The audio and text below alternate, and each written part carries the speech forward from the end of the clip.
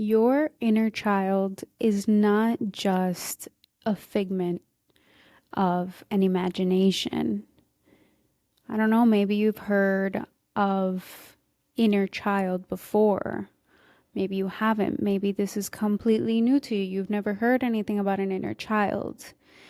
Um, if you have, and you're like, I don't got time for that, stick around and let's see how you feel at the end of this conversation. Hello, hello, welcome. This is Melanie Mesa, your host. If you've been here before, thank you for coming back. Love to have you. And if you're new here, welcome. This is where I chat and share everything that I've learned and continue to learn because we are constantly evolving and constantly growing and constantly unraveling more of who we are. Yeah. We're never a finished product, and we get that here. So, thank you for joining me. I hope you enjoyed the episode. Please, if you thought anything about it, leave me a comment, interact. I'd love to hear your thoughts. If any emotions came up, love to find out what's going on in the collective. So let's dive right in. I have been healing my inner child for 4 years now. Not consistently. I have to be real. Life has gotten in the way. And old patterns have also taken over. Yeah. So it's not like from one day to the next, that's it, like you're healed. No. What is the inner child? The inner child essentially is your soul.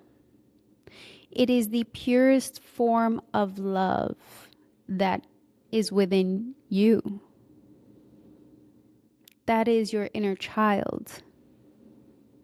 And this inner child is not just that, is not just the purest form of love within you. It is also your childhood experiences. It's you as a child, keeping old memories, because it's those beginning years that impact us the most. It's right there in the first year, the second, third, fourth, fifth, sixth, 7 years. It could even go on to 8 and 9 and 10. But it's the younger you are, the more your experiences impact you. The more you feel identified with specific things that happen to you during these years. It could be something small you're attaching yourself to, or it could be something really big, like that you're attaching yourself to, like completely valid. Either way, actually, scratch that. All feelings are valid. All feelings are valid. I want you to know. Good, bad, it doesn't matter what it's attached to. All feelings are valid. And so what I've learned really about the inner child is that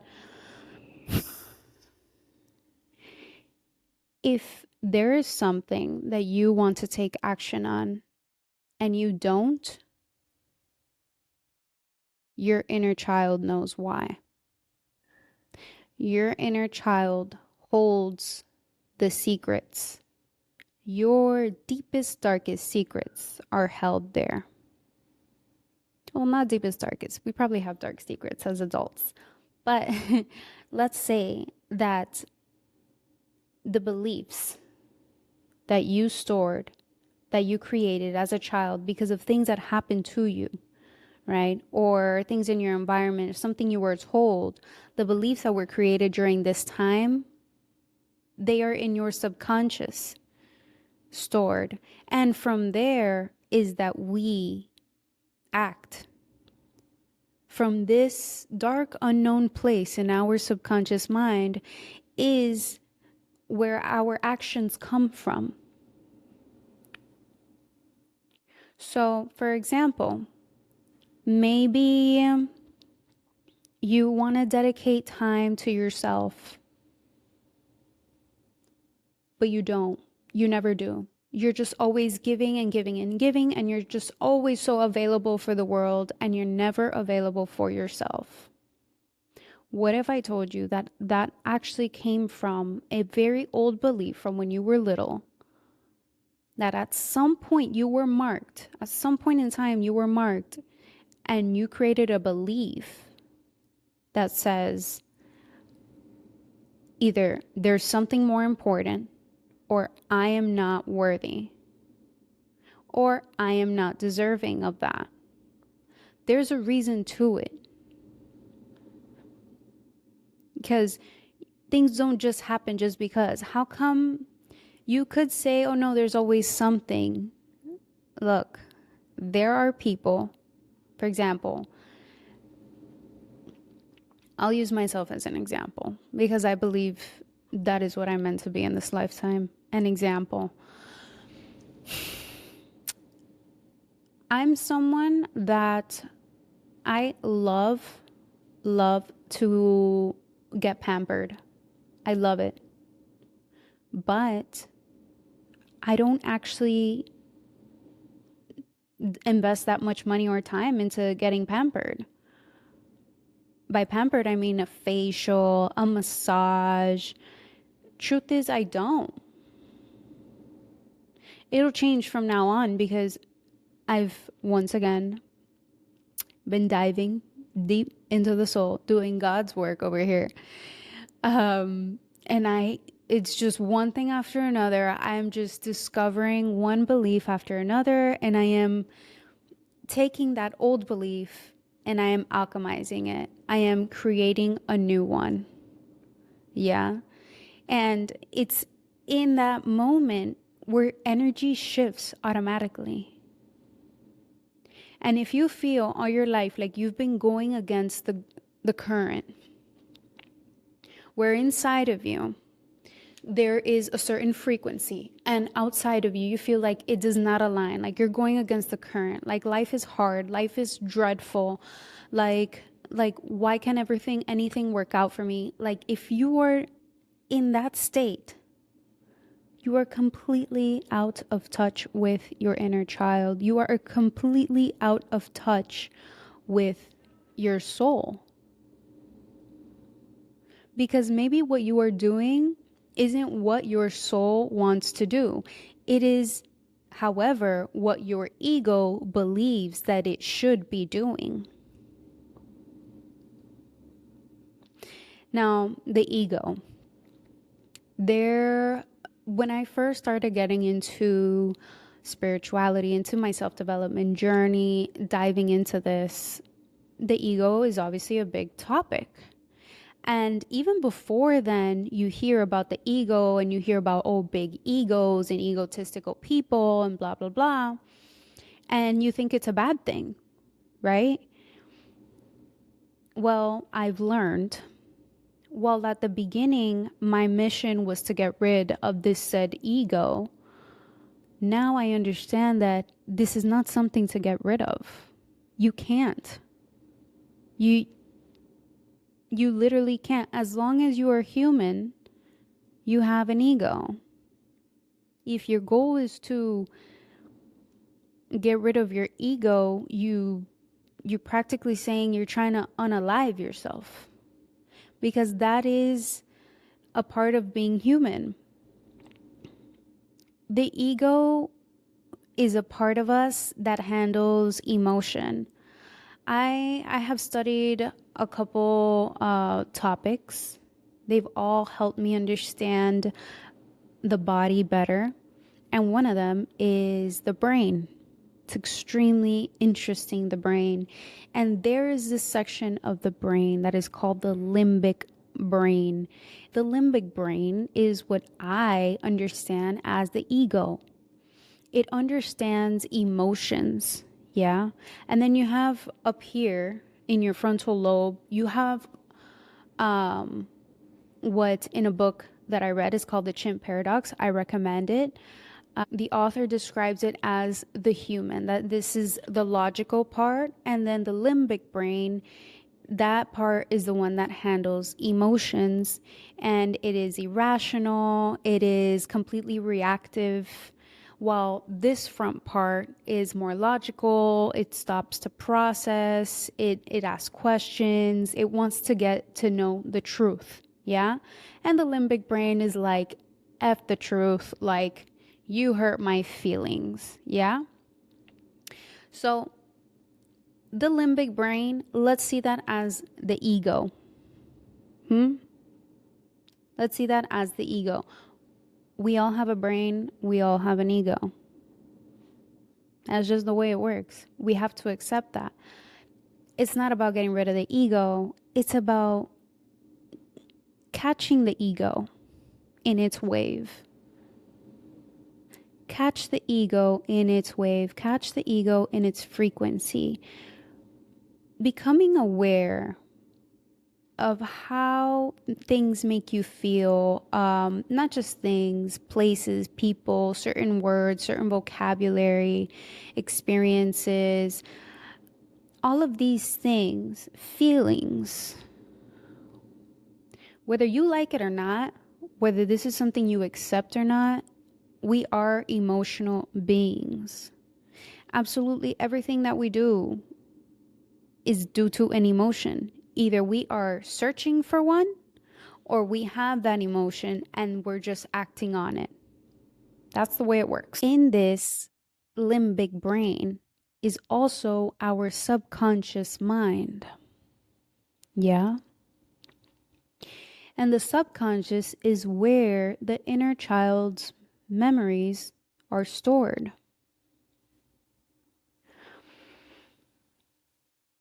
Now, for some of you, this could make a lot of sense. And for some of you, this is like, what? Yeah. I'm going to try my best. Okay. You have to first understand that you are a soul with a body. Okay. You are a soul and you got into a body. Yeah. And you grew up with this body.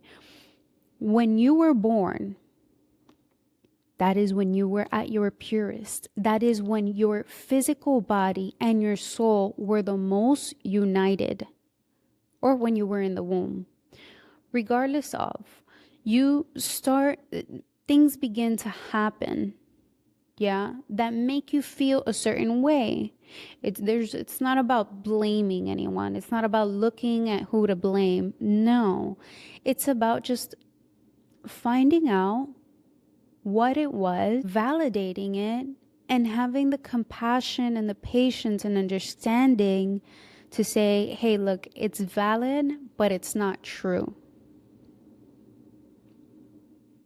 It is valid, but it is not true. Ever since I was little, I remember adults would tell me, like the spiel was, enjoy your life, don't get married, don't have kids, just travel and enjoy your life.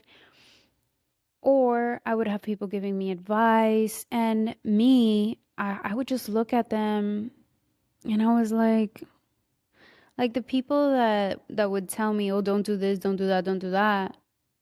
All I saw when I looked at them was so much regret, so much sadness. Ever since I was little, I have had a sixth sense, let's say, a sixth sense about people's true feelings, people's true emotions. Maybe it's the connection to the inner child, who knows? But I feel like really what the world is lacking, and it's not lacking, it's a disconnection. Because lack is a concept. We don't lack anything. You have to believe that you lack something. That it's actually quite impossible to lack. It is simply a belief, nothing else. So if you feel like you lack time, you lack money, you lack resources, you lack brains, you lack creativity, it is just a belief, an old one, somewhere stored in your subconscious mind from an old memory that maybe like, well, maybe no, most likely you don't remember if you're just, on your regular day thinking. You're not going to remember what happened when you were 3 years old and why it makes you feel like you lack. Yeah? As I was saying before, for as long as I can remember, I've been looking into people's eyes, and I feel like the people in the world need more love for themselves, like to themselves. I feel like there's so much self hate, self loathing, and it's because of that. Before coming to sit here and record this, I got a download, and it was more like a remembering or realization, where it was like when your soul feels like it's dying, it'll reflect it in the physical form as self-harm in some way. Now, what is self-harm? What are versions of self-harm? Drinking alcohol till you black out, or drinking alcohol at all, that is self-harm. Believe it or not, I know we've normalized it. The culture has normalized it. But yeah, it's actually horrible for our bodies and our spiritual bodies also. Being in a relationship that is toxic to us, with someone that treats us poorly, humiliates us, makes our life chaotic, makes our life uneasy, or our nervous system uneasy, that is self-harm. So if you are in some way, shape, or form entertaining something that is causing you dread, chaos, hurt, pain, suffering, you are neglecting your inner child. You are neglecting your soul. Let's say you're not going through any of this. Let's say that, oh no, I built my career and I'm single and I'm doing my best life, and like I have a good time. Like I have no problems. You probably drink though, don't you? I learned that each organ in the body holds a specific emotion. Alcohol attacks the liver most, right? And in the liver is stored anger. Anger is what is stored in the liver. And in the lungs, it's sadness. So that's for my smokers out there. My overindulging smokers. I don't know what you smoke, but um, the lungs, sadness, the liver, anger. It's important. Let's go back to me. Use myself as an example. I was working a 9 to 5. I started working 9 to 5 since I was like 13, 14. I don't even remember.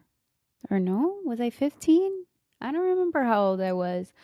Point is, I had been working the 9 to 5 for like 4 or 5 years.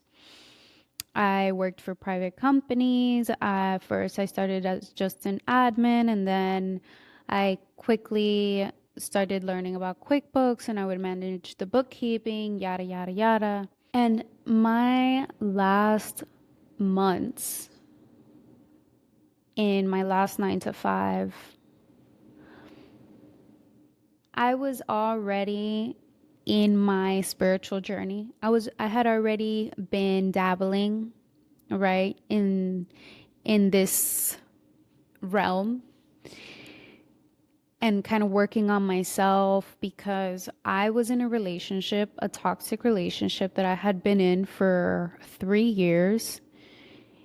And there had been a point, I had finally got to the point where I was like, I'm sick of this shit. I'm just sick of it.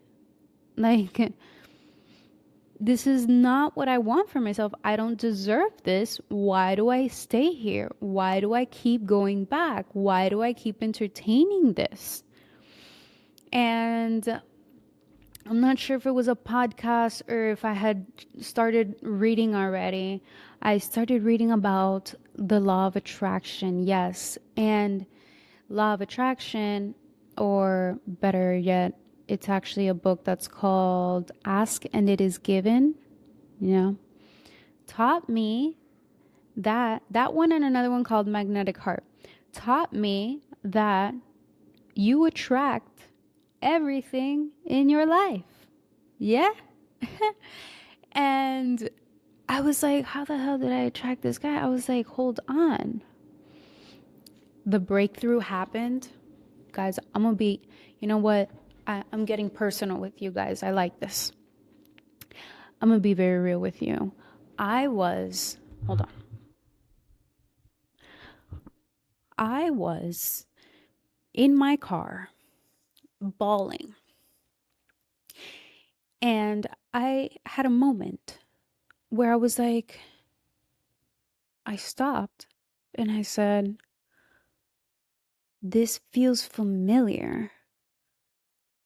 In that moment, I remember the scenario. We had an argument. My ex and I had an argument. And then in that moment that I'm crying, the memory of an argument with my mother comes up. And I'm like, why? This is like when I argue with my mom. And that's where the aha moment happened for me. I'm like, oh my God, it's me. I'm attracting these dusty ass guys to my life. I'm attracting emotionally unavailable guys. It's me. I'm attracting the chaos because it's all I know.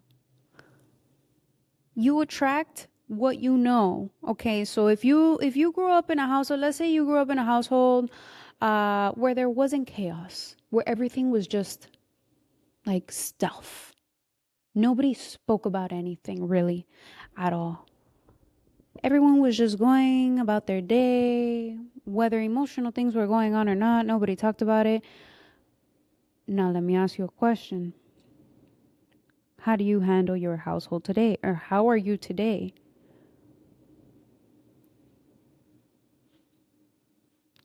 It's important to ask ourselves questions. I believe that I have many gifts, but one of them, the most important of all, is the fact that I have so many questions. I'm full of questions. I'm so curious. Okay? It's important to be curious.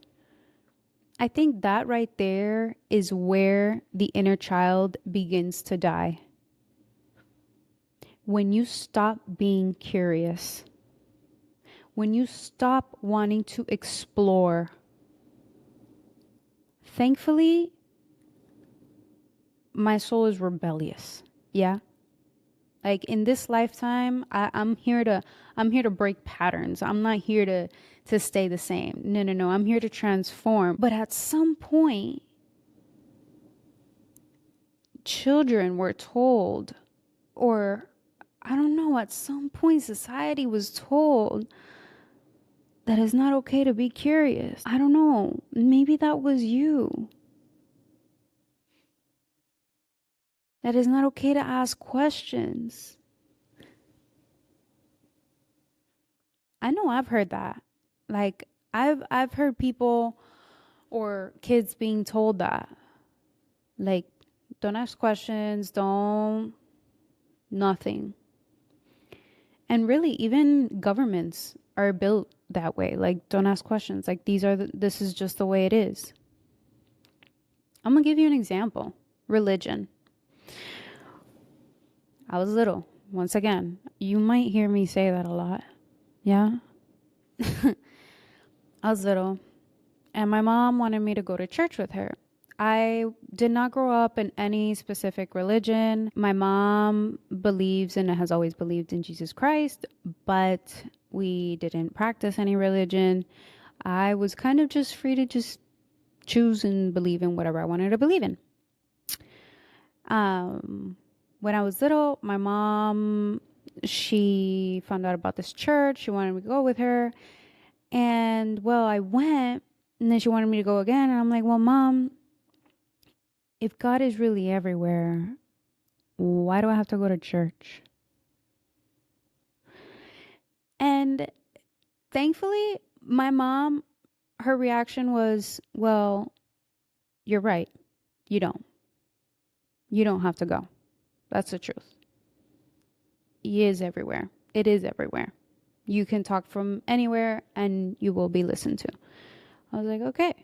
Now, my man's, for example, my husband, he grew up in a very Christian, strict household. Like, don't even question God.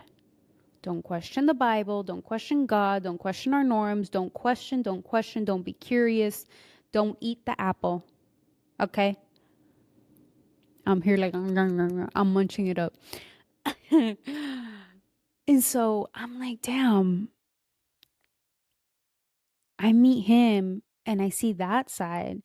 And I'm like, there are millions of people that grew up like that with parents or guardians that would tell them, hey, no questions.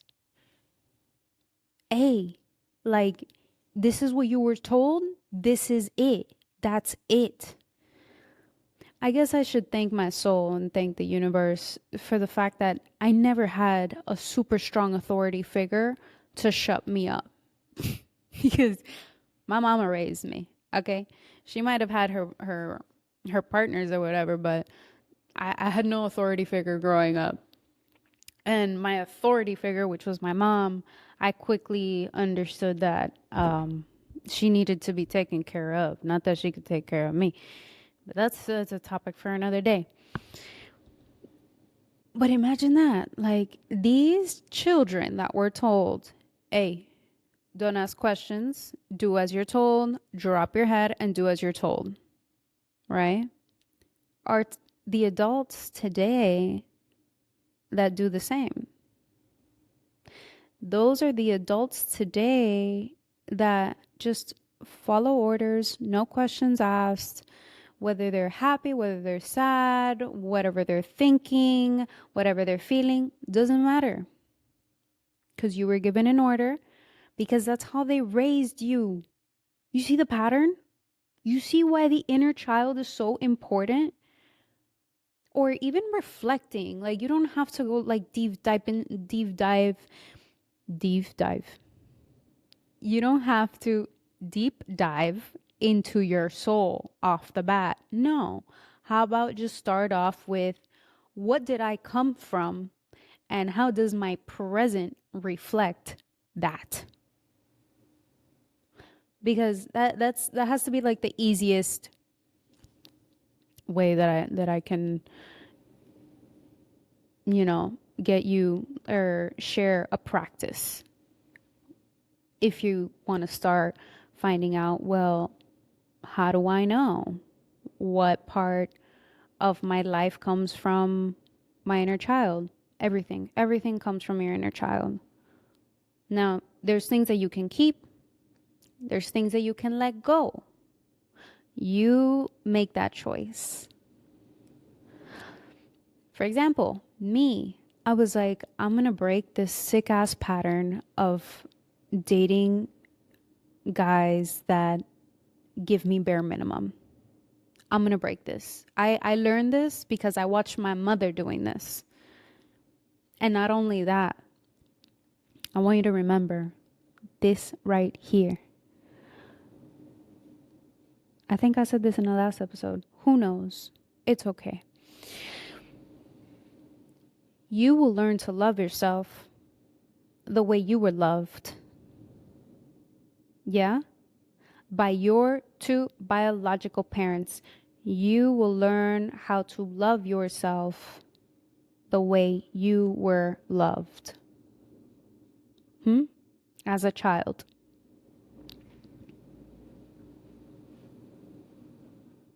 And the reason why I say biological parents is because some people were raised by an auntie or grandparents, and that is important, yes. The fact that you had someone giving you this love is important, but you have a genetic connection with your parents, with your biological parents. It's in your blood. You cannot deny the connection that you have because it runs through your veins. So however that dynamic went out, like however that worked out, that matters too. But let's keep this very simple. I believe this would be the practice that if I could have you do so that you could begin to step into another version of you. Or if there are things in your life that you're unhappy with, this would be where to start to change that. Reflect on your childhood, on your home environment, on the way you were treated, on the way you were loved, on what you saw, how mom was loved or how dad was loved or how they expressed love or how they expressed anything at all, if they expressed anything at all. And then reflect on you. What part of me reflects parts of my parents? Because, for example, I was seeing myself with this girl. She's a friend of mine. And every time I would see her, and we saw each other like every month for like 9 months. And every time I would see her, it was the same complaints about her crazy ass boyfriend and their crazy ass relationship and the chaos, and it was crazy. And every time she would have the same complaints and she would say, no, I'm sick of this, I'm sick of this. And every month it was the same complaint. Someone very close to me. I've known since the day I was born. Till this day, still carries the same complaints, still has the same problems. And me, I remember at some point asking myself, I'm like, it doesn't make sense that someone would be so many years. Like, I feel like the past couple of times I've seen this person has the same complaints. Like, do they never do anything about it? Like, are they just cool with it? Why do they stay like that? Again, questions. So many questions. Ask questions, y'all. Be curious. Try to remember that moment that you were told to shut up and be quiet and undo that. Please ask questions. Be curious. And be aware of your complaints. Yeah? I would complain about shitty partners. I learned it from somewhere. Yeah? It's not before I started learning about law of attraction and before I knew everything I know now, I was also one of those that was like, why me? Why does this have to happen to me? I felt so alone for so many years. Guys, I didn't believe in anything at all. Like nothing until I was like 20 years old. or older. Was I 21 already? I was like 20, 21 years old when I started to believe in something. That something was astrology, which is also another conversation. And that has helped me understand myself and a lot of things so much more. Like, I fell in love with astrology. I'm still studying it today. But I didn't believe in anything. And I'm not the first person that I've met that's like this, or that I've been told that there's someone else like this. And I'm going to tell you, if you've ever met someone that doesn't believe in anything, it doesn't mean that they're possessed by the devil or anything like that. It doesn't mean they're evil. It means that that person has spent or has lived a lot of things, a lot of darkness alone. And so little Mel and teenage Mel, she was full of anger. She was raging. She was pissed. She felt alone, and she felt like it was very unfair. And if God really existed, then why the hell would I be so abandoned? Now I understand that my soul chose this path for a reason, for good reason. My soul chose the darkness that I went through so that I can transform said darkness into the love and light and harmony that I am really supposed to be. Life is to transform. Not only is it to learn, it is to transform. That is a part of the journey. And once you start evolving on a spiritual level, spiritual and physical, because if you begin to work with what is within you, with your energy, then you right there, you are uniting what is the ultimate union, which is physical and spiritual.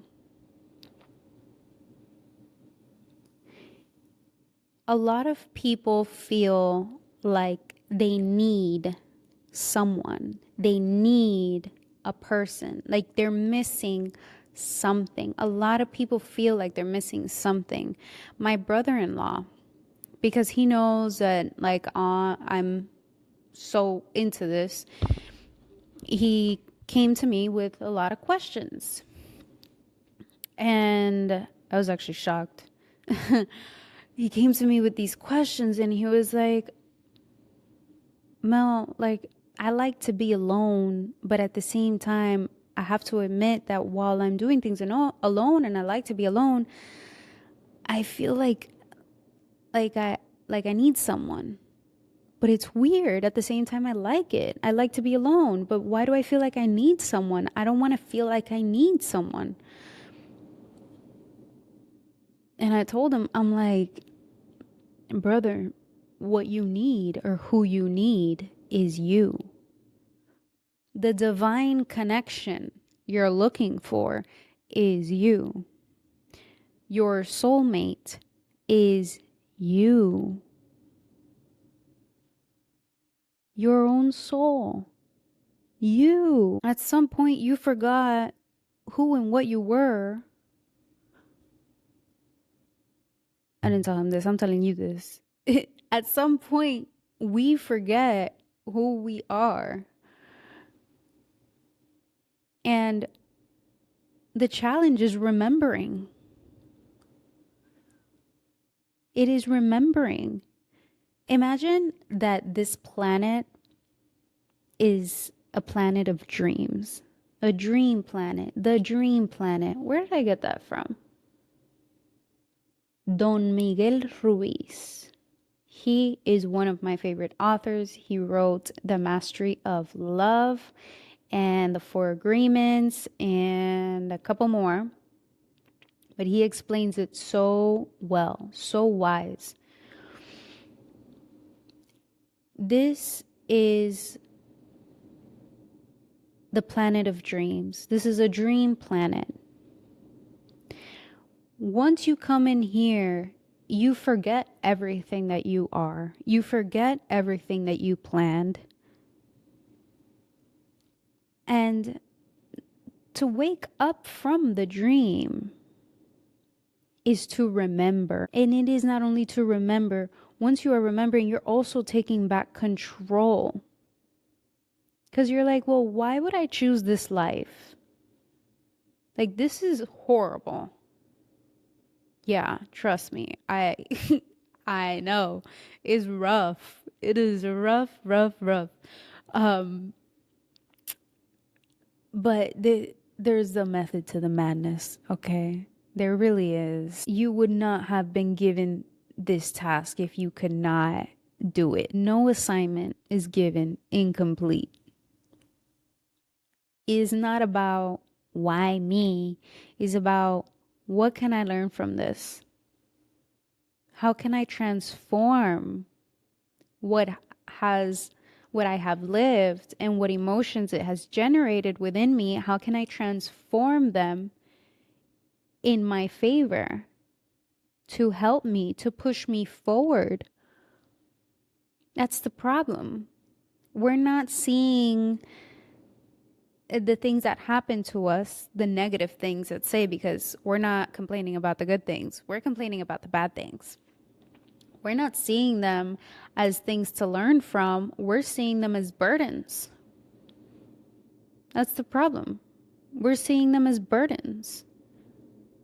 Just like ill emotions. And it's so important to change the words that we say to ourselves. Instead of why me, it's important to say, what can I learn from this? Because that's what it's for. We're here to learn, transform, not to live a lifetime doing the same thing, complaining about the same thing. It's so sad to me. Whole lifetimes. I'm going to share something with you very personal. My father, my biological father. And I share these things, like I said, as an example. I feel like this is me being vulnerable with you, and maybe the world just lacks a little bit more vulnerability. A little bit more feeling is what it lacks. My dad, my father, he's been an alcoholic forever. I don't know. I think he's been drinking since he was like 12 in Cuba. And he turned 60 this last December. He's a Capricorn. I went to go visit him. And I told him, well, you're 60 years old. What advice do you have for someone that is starting off? How do you feel about these 60 years? And mind you, this Mel is a reformed Mel, okay? This Mel has healed so much. I am proud of her, okay? We love her. We love the other ones too, but like I have come a long way, guys. A long way.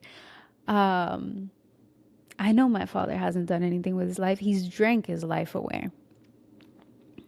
But it touched me. I felt really bad when he answered, and he started crying.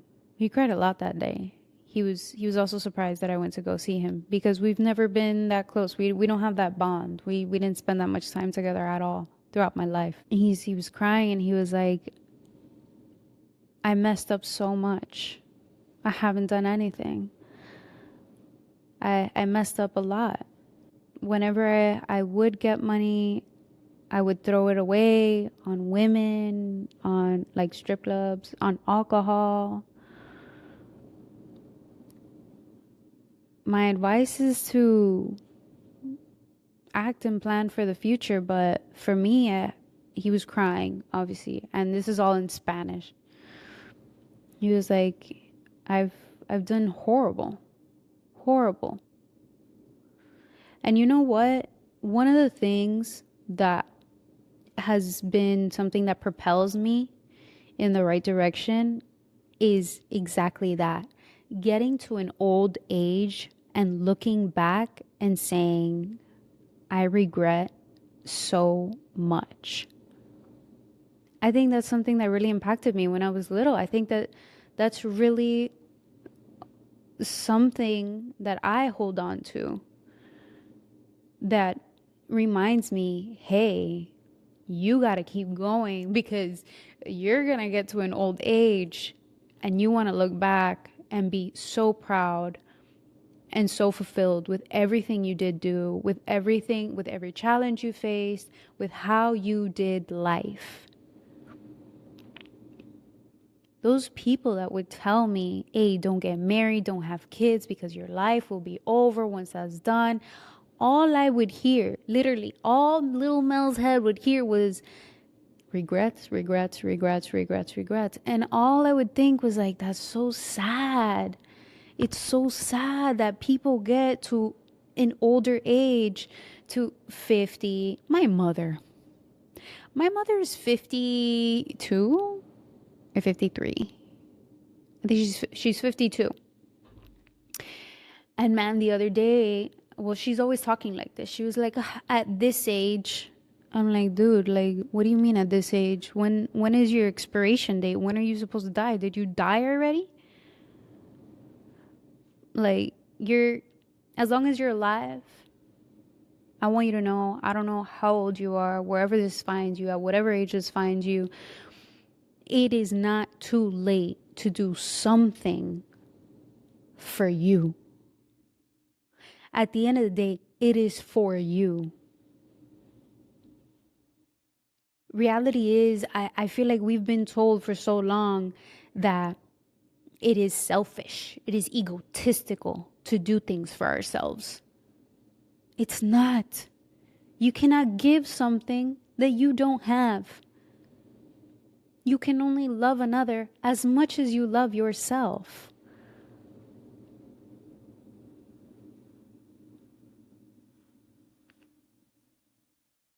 So remember that as you reflect on your life, on your present.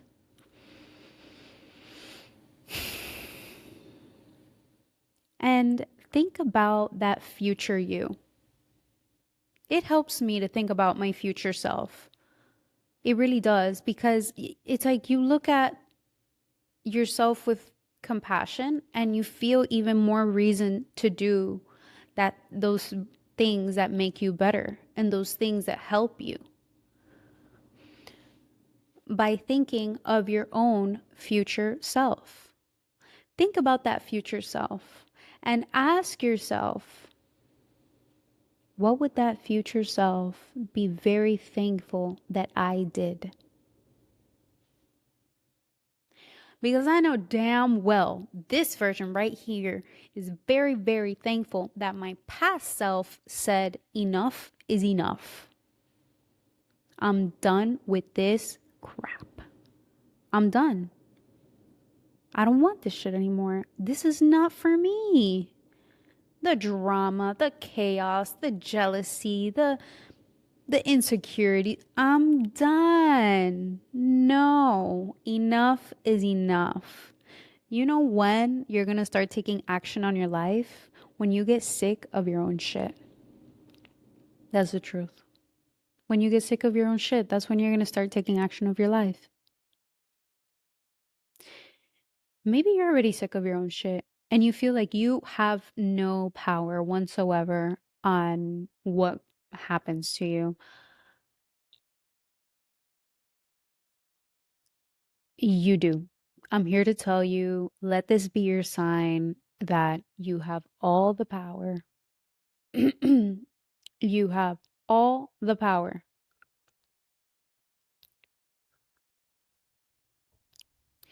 to create the life that you choose. Your soul chose a life before coming here. Yeah. You had your childhood experiences, you had your teenage experiences, yada, yada, yada. And now, as an adult, I would hope that I'm speaking to adults. And now, as an adult, if you're living on an old record, then you're right. You don't have control. Yeah, you're right. You don't have control. If you're living on an old record that was placed by your inner child's memories, you're not in control. But you can be. You can be. And it's starting with questions. What about my life would I seriously appreciate changing? What about my life would a future version of me be very grateful to have changed?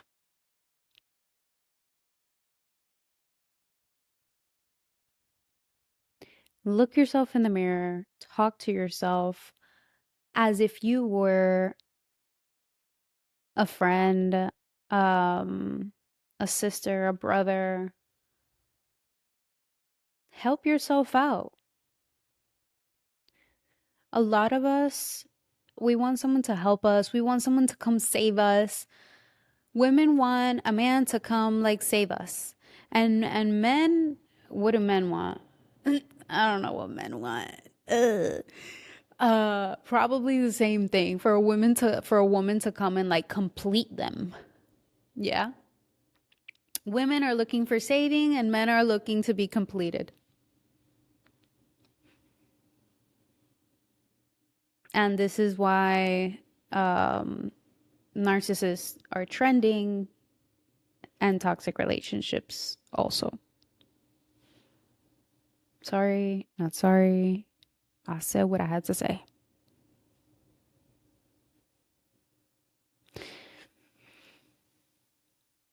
Fill your cup before you go trying to fill another.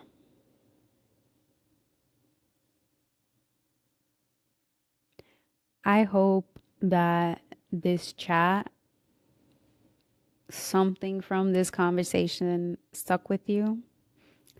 I hope I got some emotions stirring, or maybe your mind started those gears in your head started turning. If it did, please don't keep quiet. Share with me your thoughts if you enjoyed it, if it's something you needed to hear, anything at all. Comment or DM me privately if you want it to be something like where not everyone can read. But thank you for listening to my 2 cents, what I have to say. I'm happy to be an example. I'm happy to share everything that I learn and everything that I continue to learn to help the world. And hopefully one day leave it much better than the way that I found it. Follow me or follow the podcast on the Melanie Mesa podcast on Instagram and on YouTube. Subscribe if you want to see how sexy I look on camera. But thank you once again. Love you guys. Stay safe. Bye.